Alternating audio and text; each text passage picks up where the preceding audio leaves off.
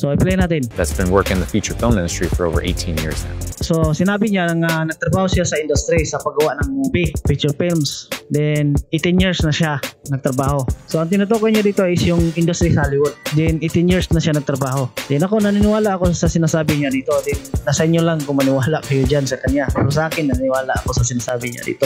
So, ito, ang purpose nito, bakit pinakita ko itong video? Kasi gusto kong i-prove na ang Nyok na software is legit talaga siya. Nag-i-exist siya na kasali siya sa mga top compositing software.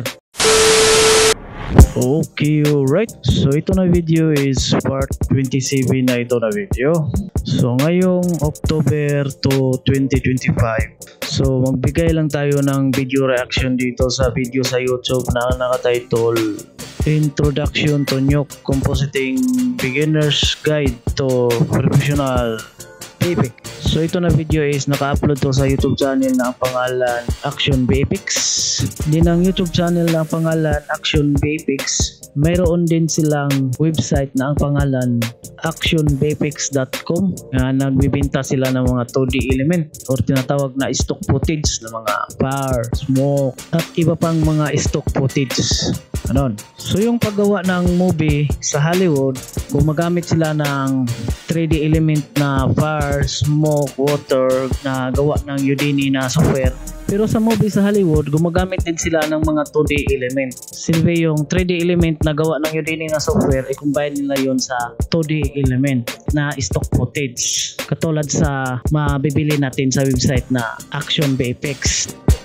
Na itong website na actionvfx.com, mayroon din silang YouTube channel na ang pangalan Action VFX. Then itong YouTube channel na ang pangalan Action VFX, so kilala ito nga nagtuturo ng tutorial sa mga top compositing software like Nyok na software at DaVinci Resolve Fusion na software. Then take note lang, ang DaVinci Resolve Fusion na software at Blackmagic Design Fusion na software ay isang software lang yan. Then nagtuturo din sila ng Adobe After Effects na software. Kaya't makikita ninyo dito sa YouTube channel nila, marami silang tutorial na nagtuturo sila ng Nyok na software at marami din silang tutorial na nagtuturo sila ng Adobe After Effects na software. Ganon. So ito yung ebidensya ko na ang Nyok na software ay legit talaga siya. Hindi siya fake, nag-i-exist siya. Di kung ano yung kaya ng Adobe After Effects sa VFX compositing is kaya din yan gawin ng Nyok na software. Basta ang pag-usapan lang ay VFX compositing. Kasi yung Nyok na software is king of high-end VFX compositing or VFX compositing. Ganun.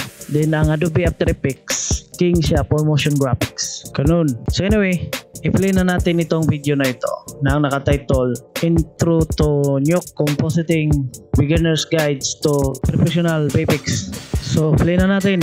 I'm Doug Hogan, a VFX new compositor that's been working in the feature film industry for over 18 years now. And in this course, I'll be showing you how to take this and turn it into this. Now, how do we get from A to B?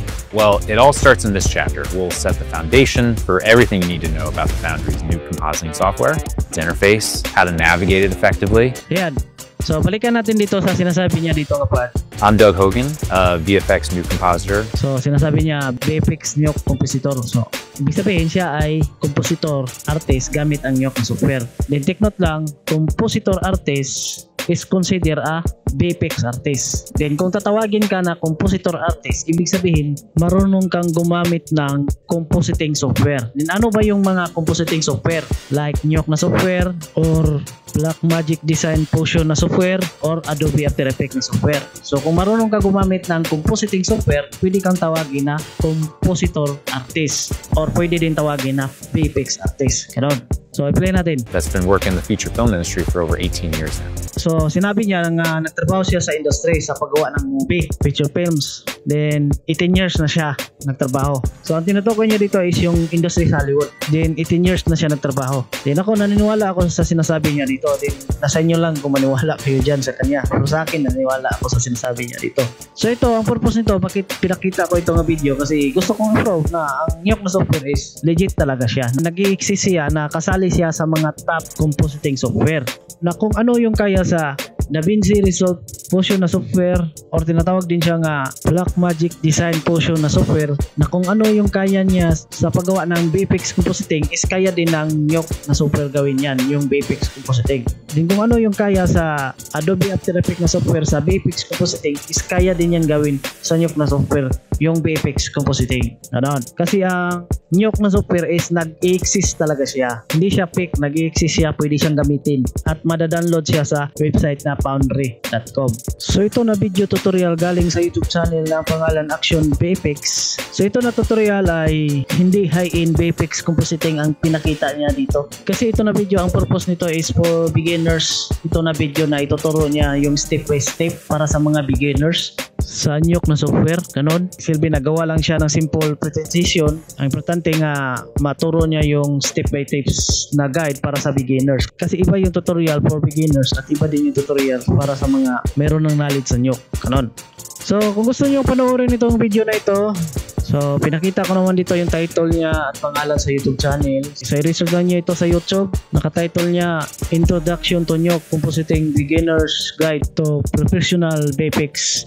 So ibig sabihin, beginner's guide para maging professional VFX ka soon. Ganun. Yan yung ibig sabihin niya sa title niya. So yan. Then take note lang, yung Nyok na software is may tatlong klase siya. Meron siyang Nyok, meron din siyang Nyok X, at meron din siyang Nyok Studio. Then yung Nyok X, mas advanced pa siya sa Nyok. Then yung Nyok Studio, mas advanced pa siya sa Nyok X. Ganon. Kaya ang ginagamit talaga sa movie, sa paggawa ng VFX compositing is Nyok X talaga or Nyok Studio. Pero kung interviewin sila yung mga VFX artist na ang ginagamit nila Nyok X na software or Nyok Studio na software, kung interviewin sila, ang papagitin lang nila is Nyok. Hindi na nila paggitin na Nyok X ang ginagamit nila or Nyok Studio. Ganon. Kasi ang Nyok X at Nyok Studio is consider a Nyok. Ganon. So dito sa video niya nakatitle is Nyok, pero sa tingin ko ang ginagamit niya dito is Nyok X. Ganon. Kasi yan na kasi ang nakasanayan. Or kung gagawa sila ng tutorial gamit ang Nyok X na software, ang ititle lang nila is Nyok or yung babagitin nila sa tutorial nila is Nyok, pero ang ginagamit nila is Nyok X. Ganon. Kasi in short, ang tawag sa Nyok X at Nyok Studio is Nyok lang. Ganon. Para mas madali, Nyok lang ang tawag. So anyway, sa next video, so i-explain ko yan ng maayos para hindi kayo mamaling akala dyan. Then take note lang, ito na video is umabot na ito ng part 27.